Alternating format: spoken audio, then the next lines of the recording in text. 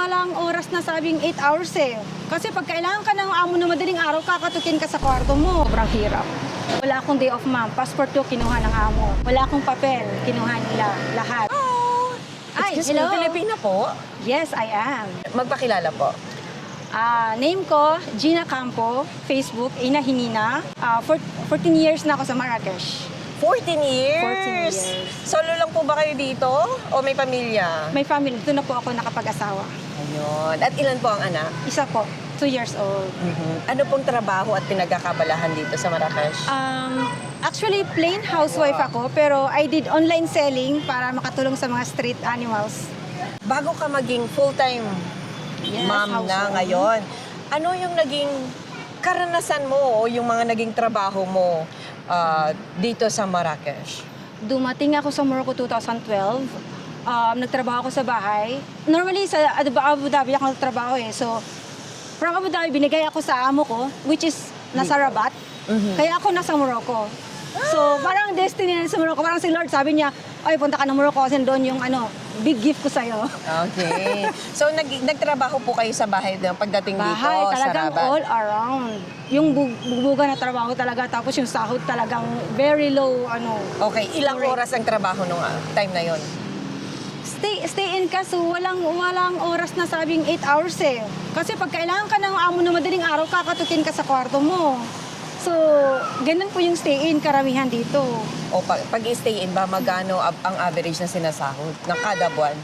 Depende kung kinuha ka ng agency from Pinas, low rate lang talaga, 400 to 500 US dollars. US dollars, okay. Pag dito na, kunyari katulad ng sa sitwasyon mo na. Okay, yung mga nandito ka na. nawala ng trabaho na kinuha ng agency, dito na kinuha ng mga amo, malaki-laki rin, like from 600 euros to 800 yung starting. Okay. Kasi hindi na gumagastos yung amo para agency, dito kinuha na lang sila. Yes. Doon sa sahod na yan, na net, sila na provided ng accommodation, ng pagkain. Paano ang kalakaran nung nagtatrabaho ka? Karamihan kasi, magtatrabaho dito, ikaw pa mag-provide ng house mo. Pag gusto mong mag-day off Pero meron kasi mga Pilipina ayaw mag-day off kasi para malibre sila sa bahay ng amo, hindi ka na magbayad ng bahay, ng kuryente, ng tubig, amo na lahat. Pero babayaran mo yung food mo kasi ibang food ng Morocco, iba rin yung sa atin. Magbibigay naman yung amo ng food, pero kung gusto mo Filipino food, diba? So bumili ka. Meron din namang amo na nagbibigay ng, kumbaga, allowance for toiletries, mga ganun. Okay. Meron din naman. So sa sitwasyon mo noon na stay in ka pagdating sa Rabat, kasama ka nila, di ba, stay in? Yes, Oo, okay. meron. Pero Yung food, ikaw na lang ang bahala.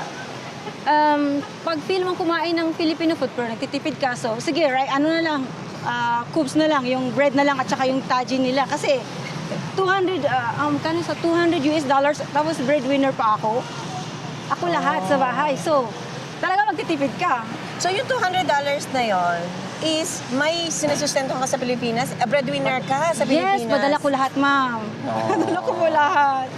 Tell us yung struggle mo nung first year sa abroad. Struggle sa first year abroad, sobrang hirap. Wala akong day off, ma'am. Passport ko, kinuha ng amo. Wala akong papel, kinuha nila lahat. So, hindi ka pwedeng, kumbaga, hindi ka pwedeng mag-day off nang wala kang kasama. Kung gusto mong bumili ng toiletries mo, syempre, may kasama kang driver, tapos 1 oras, 2 hours lang. Ganun yung boy ko sa Rabat. Ganyan kanina, nag-o-online selling kayo para makapag-fit ng mga pusa. Yes. Tell us more about it po. Ano po tong activity na ito? Actually, nagsimula nung kabataan ko alam mo, nakikita mo yung aso na pinapatay sa harap mo, tapos iyak ka ng iyak, hinahag mo pa habang pinapalaw sila kasi ulam, alam mo na sa Pilipinas.